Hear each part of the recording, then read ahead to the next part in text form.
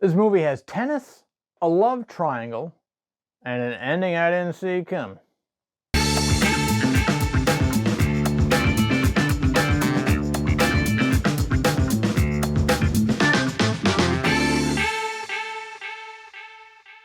Are you on Facebook? What? He's asking for your number. And so am I. You both want my number? Very much so, yeah. Okay, well, I'm not a homewrecker. We don't live together. It's an open relationship. Also, Patrick has a I girlfriend. do not. Hey, come hang out with us later. We can just keep talking. About tennis. Good night. We have beer. Okay. Challengers is a drama involving a romantic threesome of sorts. Two best friends who grew close playing tennis together, and an up-and-coming young female tennis superstar where the only thing holding her back from the pros is herself wanting to finish college first. Ah, youth. The movie threw me for a loop at first because the trailer for it shows the two lead men fawning over this beautiful girl, wanting her for themselves. Nothing really new as far as movie dramas go, I thought. My main draw to this film was Zendaya. She's a brilliant actress and happens to be a producer of the film as well as the star. Truthfully, if it wasn't for her, I'm not sure I would have bothered with this one. To my surprise, though, is the way they told the story.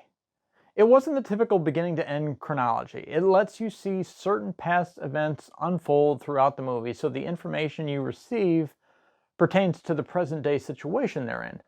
I hope I'm conveying this in a way you can understand, because it made what could have been a typical romantic drama and turned it into a captivating, intriguing twist of what's going to happen next. I have to give credit to the editors on this because it drew me into the story more. My main contention with this whole story was, did I like any of the characters enough to care what happened to them? The personalities of each of them were well done and complex. I just wanted someone to latch onto whom I could root for. I don't know if you do the same thing, but that's what typically happens with me. Usually there's a main character in a story that is obviously the one you glom onto. This film, however, gives you three interesting personalities and puts them through the ringer of life's gut punches, each of them struggling with challenges to overcome physically and mentally. Is there a threesome in this movie? That's a bold question, and if you're the one actually asking it, you must be a guy. It's a man. I'm here to tell you there was the beginning of one, but no clothes hit the floor and no sex was had in that one particular scene. There is nudity in the movie if you're into that sort of thing, both males and females alike, so the unclothing will be entertaining to all sexes and orientations. Tennis is the common theme throughout the story, if you haven't guessed by now, and the filming of these sequences when they're on the court is pretty impressive. So much so that I've come to find out that not only were the tennis balls CGI, but so were the racket heads on the stroke shots. No complaints here. It looked pretty damn good all the way around. I wasn't thrilled with the shots they gave you from the viewpoint of the tennis ball spinning, but it was creative nonetheless. One of the problems I had with this movie was the explanation on how the two guys became close friends. This isn't a spoiler, but I feel I have to comment on it. This explanation is so ridiculously unbelievable that I thought for a moment that a female must have written that script. And that's not to bash female writers by any means. That's just basically implying that females don't know about males and their puberty years more than the males do. And I was wrong as well. The script was written by a guy named Justin Kuritzkes. The rest of the screenplay was otherwise solid. So let's get into it. The history between the two was that one taught the other one how to masturbate. This is such a crock of shit. See, now that's some bullshit. Now, being a man and knowing men that are even blind and deaf, I can tell you with all certainty that masturbation does not have to be taught. It is easier for me to believe dragons exist than to imagine a male going through puberty can't figure it out in a short amount of time. I'm surprised they haven't made it an Olympic event by now. Despite the flawed origination of their friendship, I was confused about each of the men's sexuality preference.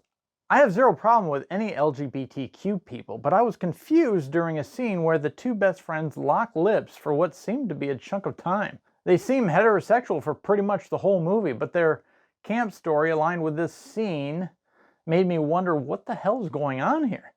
Their eyes were closed when they went from Tashi to each other. But I mean, come on. You can't tell me a guy's lips are similar to a girl's, and each double is a giveaway for that. This is what made the movie that much more complicated and interesting for me. No spoilers in this review, but I will tell you the ending was both maddening to me and brilliant at the same time. I won't go into details here because the ending really is the only spoiler. The whole movie you're trying to figure out who ends up with Tashi, but you'll be surprised in the end, I'm sure. In retrospect, I really liked this movie because it exceeded my expectations from the trailer. Performances were great, tennis looked damn good, and the storytelling was original and engaging. The characters are complex, and I'm still questioning the motives of each of them as to why they did what they did. This is another movie to blab about afterwards, getting everyone's feedback on it. I would love to hear your feedback on each of these characters and what you think their relationship is to one another, along with the motives they had for doing what they did. Does that sound cryptic enough? Please like and subscribe, and I will see you in the next one. Be kind to each other out there. I love you. I know.